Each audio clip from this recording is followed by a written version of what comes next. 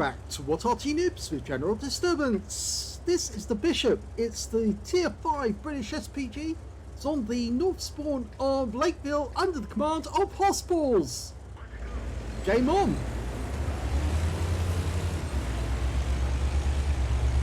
Well, as you know, the Bishop was actually based on the Valentine 2 hull. Yep, the actual tank that's actually down in the game is a Soviet light tank. Is actually a British tank that was sent to Russia on the Arctic convoys. And oh, look at that! We've got fences being knocked down, and he just fired a round in. Now, hossballs is doing his usual thing of pulling back, but he noticed those fences go down. He's seen that before, and so he knows that if there's any destruction of fences, there's somebody there. He's not cheating. He's actually using observation to see where the enemy might be. And I think there's an enemy in that bush. And if there is, he's actually been fairly badly hurt by now. Oh, he just got a hit. Yep, there was no explosion to that shell, so he definitely hit someone. I think he's going to give it another go. Rounds out. Well, if there is a light tank there at this moment, he's getting right royally plastered by shells, and no explosions on that one, so it's very probable that he's moved away. Okay, the Bishop actually was armed with a 25-pounder gun, not the 4.5 inch you find in the game. It actually did have a 25-pounder, because of course that's the standard artillery piece that the British actually had during the war. Rather the SMV, and gets a direct hit. Now he's got another SMV coming down the valley towards him. Loaded. Another big hit, and that guy's out the game very quickly. You can see that there's obviously some short range RT at the other end of the bottleneck, because I saw a shell come from there. I think there's a Bishop. That's where the SU-8 is, right at the back, and you can see where the Bishop is, because you can see the tracer coming from the bottleneck, the Y, just at the top of the join where those two sides actually join together. There's an Arty there who's actually taking pot shots. Rounds out the M10, he's gone. Lots of action going on in this game so far. Originally they ordered 100 of the Bishop, and it got the name Bishop because it actually, with the superstructure, looks like a bishop's mitre, the superstructure. Rounds out the SMV, and he's out the game. So the first kill for hossballs. Now he did spot the Bishop, and there you go. He has been seen now, so we can get a shot in on him. Landed near him, but not close enough to actually get a hit. He'll try again. He's stopped, and he's backing up a little. Rounds out. Just misses him again.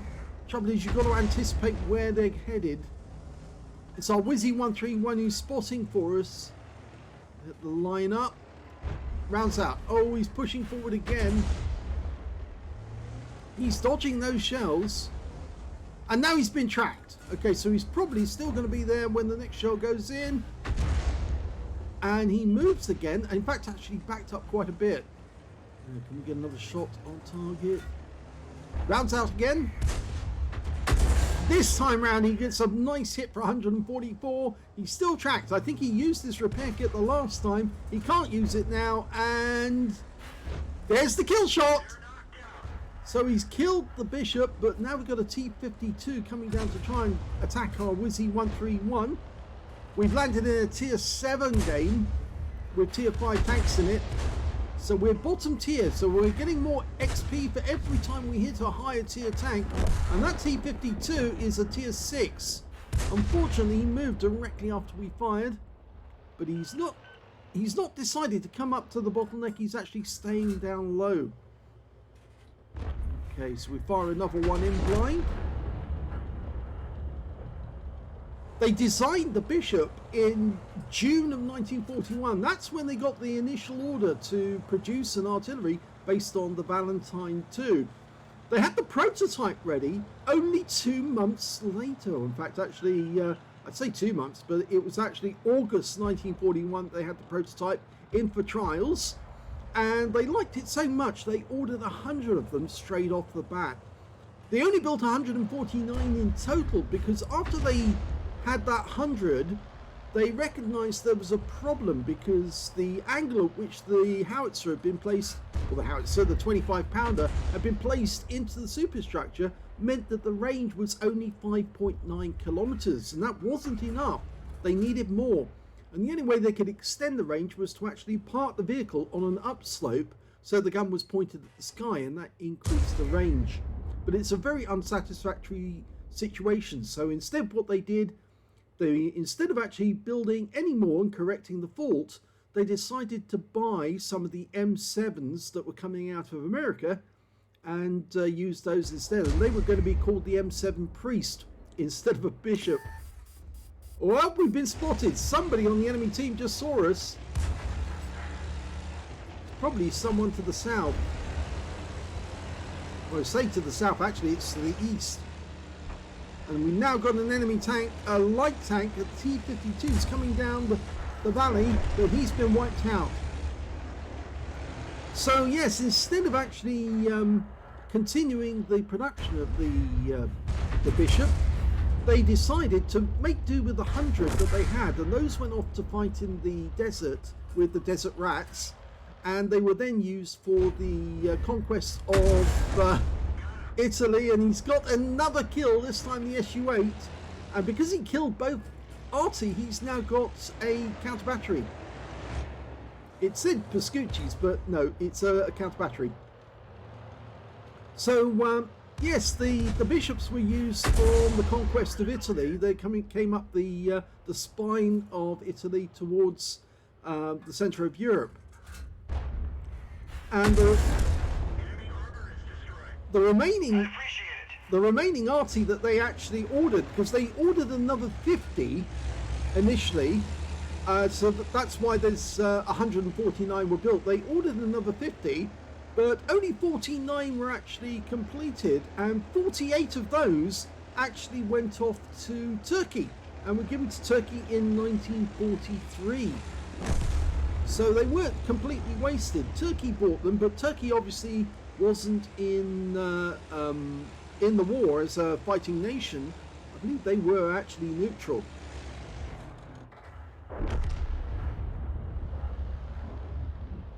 Well, we're down to 4 tanks left on either side. We've still got both our Arty. And oh my god, that was a big hit. 370 hit points. And I suspect that he actually penetrated that T67 because his alpha's only 450. But he's being told to fall back by the FV304. Well, yeah, but a bishop can't move that fast. And he's not going to present a perfect target for that T67 by running away and then being shot in the rear. What he's going to do is he's going to try and ambush that T67 as he comes through the bottleneck. It's the best thing he can do.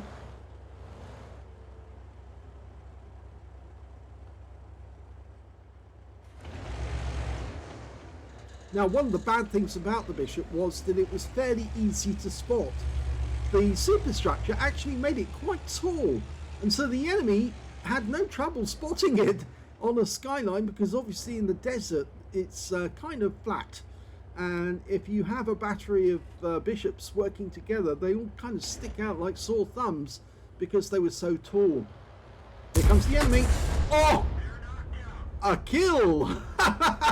He not only penetrated him the first time, but he penetrated them the second time when he came over that bottleneck. And here comes another one. Unfortunately, he misses the Jackson, and Jackson's going to definitely stop and try and shoot him. Well, he gets one 90mm round in. hossballs is trying his best. He gets one round into the Jackson, but that's the end of his game.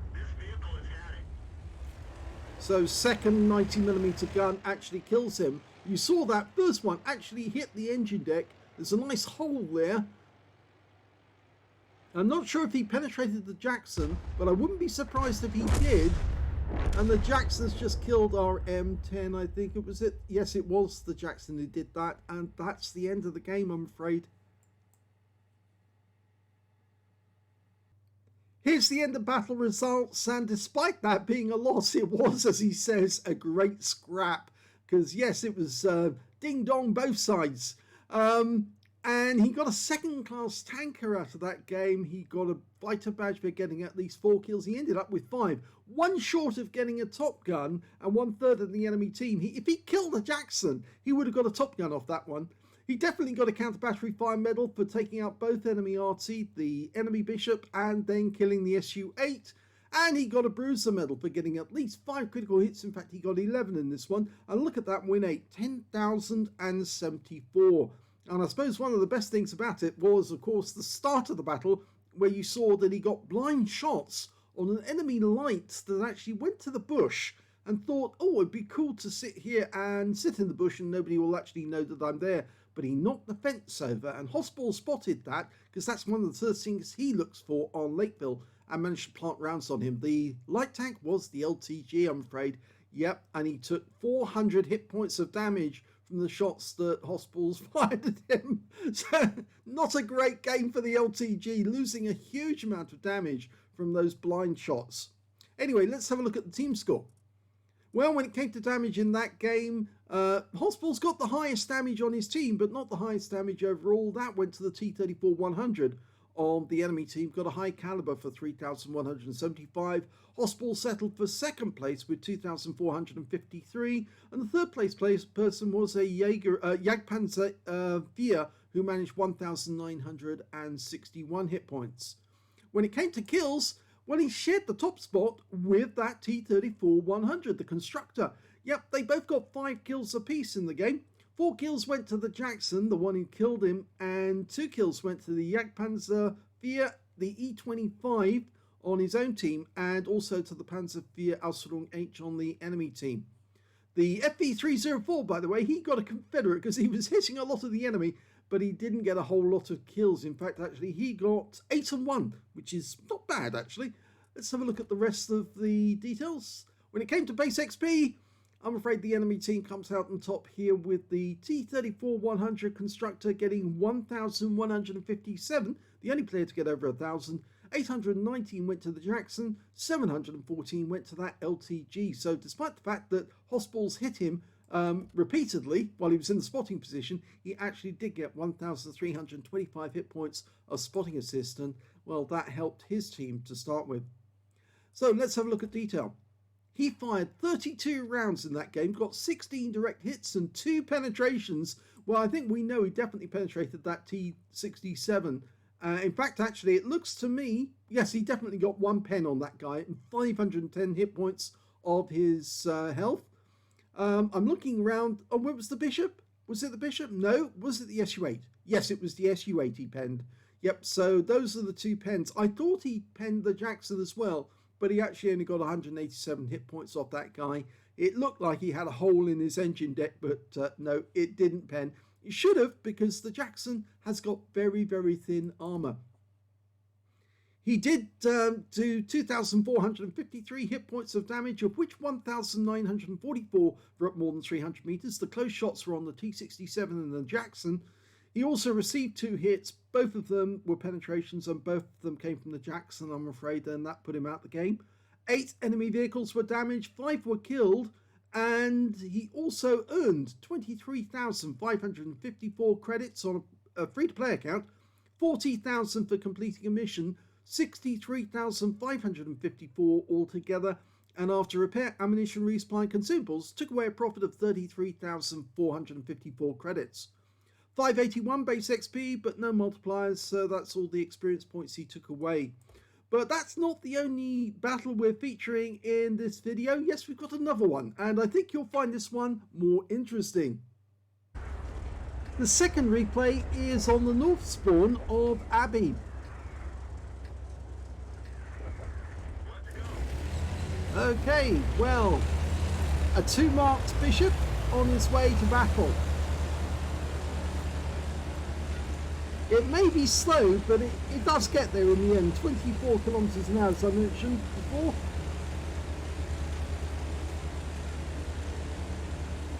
You can see how the superstructure actually does kind of restrict the angle at which the gun can go up. That's what restricted it to just 5,900 meters in range. the Valentines, or the Bishops rather, would actually normally carry a trailer as well, tow a trailer behind them, which would actually carry all the additional shells and charges that they needed.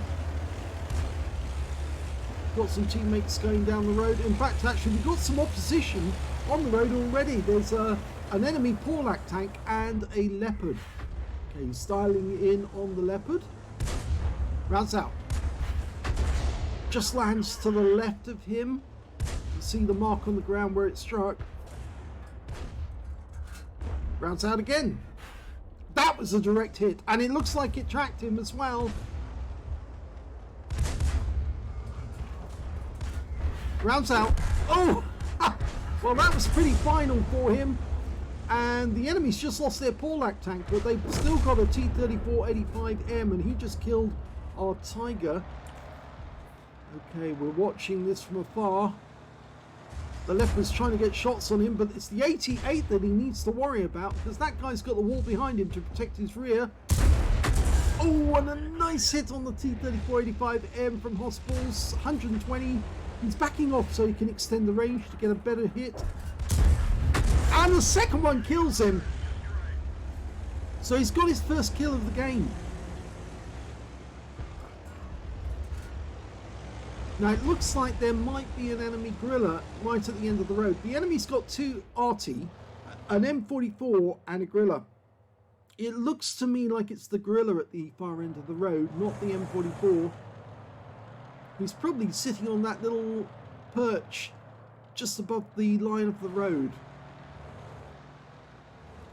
Of course, he does have about the same reload now as the M44 since they nerfed it. Okay, we're having a quick look into the Abbey grounds. There might be an AMX ELC in there somewhere. Ouch, we just lost, well, the enemy just lost a P43. There's a KV3 now. Get a shot on him. Our 88's decided to go all assault gun on us, and he's pushing up to the KV3. We fire around him, hit the engine deck for 198, so that's a good start. Now, let's see if we can get this guy tracked. Rounds out. Direct hit. Oh, we're going to keep this guy perma-tracked now because there's no way he's going anywhere. In fact, the 88 is arranging him so we can get better hits. Another one, 144 this time. Oh, and the enemy Gorilla just killed our 88. Rounds out again. Another hit. The KV3 turns his gun towards us, but he gets wiped out by our SU-100. Okay, so we're off on the move again. It looks to me like hossballs has decided to drive whilst he's still in the aim view. It can be a bit dangerous to do that, by the way. Don't recommend it, because if you do, you might drive over something and flip your tank over. He fires a quick shot at the IKV, doesn't get a hit. Get another shot in. Didn't see what happened to that one. Of course, hossballs, as you know, does have this habit of pulling back after he shoots, so we don't get to see what happens to the shell. And it's something he does, but obviously it's very important to actually know what happens to the shells so that you can actually see and adjust your aim accordingly. Okay, we've got a Dickomax at the end of the road at the moment. He's got a 105mm gun, and oh, we've stopped because, yes, he drove into that wreck. He didn't see where he was driving, you see. Drove into the wreck, and now he's getting closer to the Dickomax. He's almost at maximum range because the reticule's flattened. He's trying to get a shot, fires a round in. Oh my god, he just killed the Dickomax. The shell went straight into the cockpit and killed everybody on board and wiped him out. Now, who was he aiming at this time? Well, it's a P43 Biz. Lining up a shot, rounds out. Okay, we can see the Gorilla as well. We can't see the Gorilla, but we can see the tracer from the Gorilla.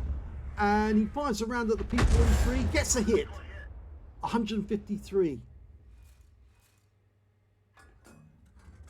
I'm not so sure that P43 is going to abandon the Lake Road.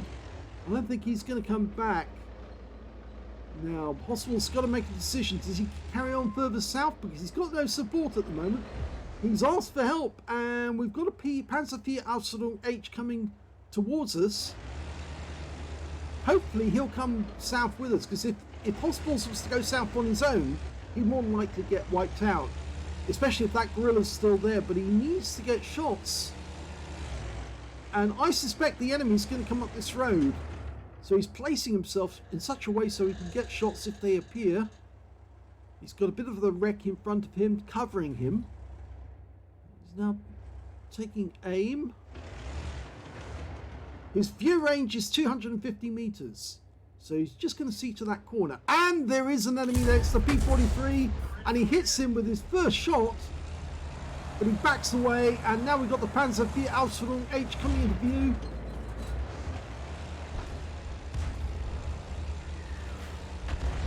That was the M44. Ooh, we just got hit by the guerrilla and we've been tracked. Okay, we've burned our repair kit and our first aid to get back into the game. Yes, that guerrilla just hit us for 73. I think he actually landed it right next door to us. It didn't land on us. If it had landed on us, I think that 15cm shell would have been very expensive. You do need to be careful when you're driving blind. If you're in the aim and you're just driving blind like that, you can end up in trouble. He's aiming for the bushes just in case the guerrilla's in there. Didn't appear to be anything. Normally a direct hit might actually show because you'll not only get no explosion, but you might actually spot the enemy. And there's the guerrilla. He did move. Okay, so can we get a shot on target? Rounds out. He moves. He knew he was being targeted. He got advance warning. But if he stays where he is, Hossballs will get a kill shot on him. Rounds out. Yep. And I suspect that was probably a penetrating shot as well, because these shells, the 4.5-inch shells, will easily go through a target. Okay, we've got an M10 RBFM coming up towards our Panzer IV. It's a dangerous opponent. He fires a round in. Oh, that's a penetrating shot, but unfortunately, we just lost the Panzer IV. Can we get another shot on the M10? No need. The M44 finished him off. He was a one-shot. Okay, now, there's only one enemy left. It's the IKV-90B, but we don't know where he is. The last time he was seen, he was in the channel just opposite us, just on the other side of this wall of rock. I think the best thing that Hossballs can do is head south towards the enemy cap area. This rock wall actually does present a bit of a problem because there are only a few places on it where we can actually shoot over the rock at targets that are a little further away. It's much easier to get to the channel, this entrance here, down at the far end, and use that.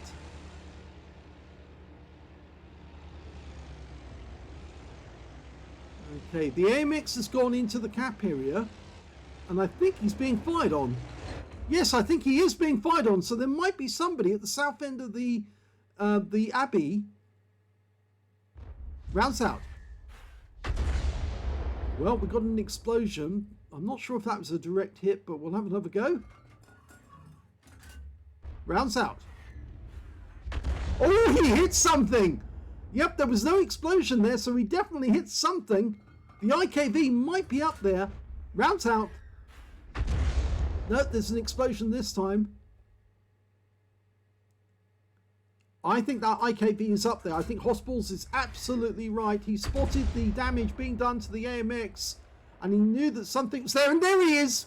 He's been found, and he's down to 90 hit points. The AMX M445 wins the game by killing him, and our T-34 was lost in battle. This is a fabulous result. Look at this. Not only an ace tanker from this game, Hossballs picked up his third mark of excellence. He got a Bruiser medal for getting at least 5 critical hits, and he got the high caliber for dealing the most damage in this game. His win rate was 8,634, but I think everybody will be pleased that he's got his third mark of excellence. He's now purple, and he's entitled to parade that around every time he goes into battle. I think people will be very comfortable that they know that they've got a third marked bishop in the game, because it means he's lethal to the enemy. Let's have a look at team score. Yep, he got the highest damage with 2,579 hit points. The second highest damage in the game went to the Oni on the enemy team with 2,381. And the third highest damage was that IKV-90B, who got 1,361 hit points of damage.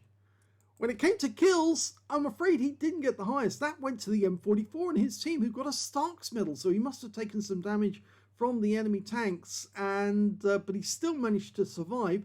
He got 4 kills in the game. hossballs managed to get 3 kills, and 2 kills went to the AMX M445, who also killed that IKV right at the end of the game, the P43 Biz that hossballs hit, and also that M10 that he hit, and the VK3001H. When it came to base XP, he's definitely got that one with 1,123, the only player to get over 1,000, and he definitely got 2 out of 3 top of the column. The second highest base XP in the game was the Tog, who only got 698, and the third was the AMX AC46 with 684. Okay, he fired 25 rounds in the game, got 13 direct hits on the enemy and 3 penetrations. Well, I'm certain that one of those penetrations was definitely the Dickomax, because that shell went straight through the cockpit. Yes, it was. Definitely it was. Let's see who else he managed to pen. Well, he didn't pen the M10. He definitely penned the Gorilla, yes, because they got very thin armor, and he got a direct hit on the guy, so there was no way he was going to survive that.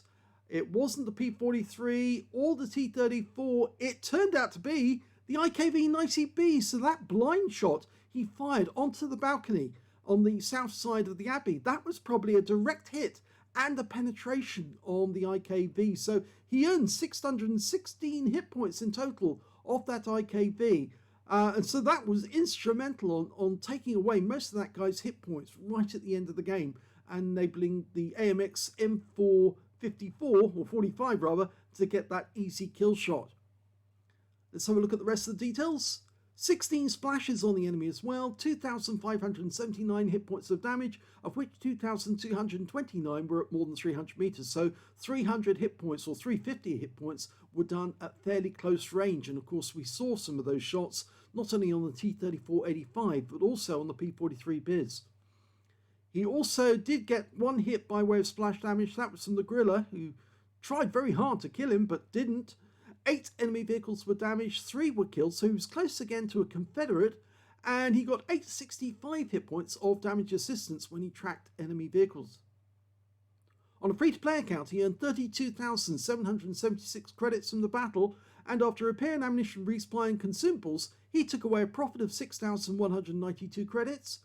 He got 35 bonds for the battle, and he earned 1,123 base XP, and there was no multiplier, so that's all the experience points he took away. But one thing he did take away from that battle is a 3rd mark of excellence, and congratulations for getting it. That was a really excellent game, and even though you got your quirky way of handling the aiming, and I don't recommend you drive whilst you're aiming. It doesn't work. I've actually managed to flip my tank a few times, my Arty, by going over a rock and then suddenly finding myself on my side because I wasn't watching where I was going. It's much better to come out of aim and then drive and then find the right spot and then go back to aiming again. I thoroughly recommend that. But, you know, hossballs does get results from the way he works, and I'm not going to knock that, especially when you get great battles like this to watch. So congratulations, hossballs, you definitely earned that 3rd mark, and that was a great way to earn it as well.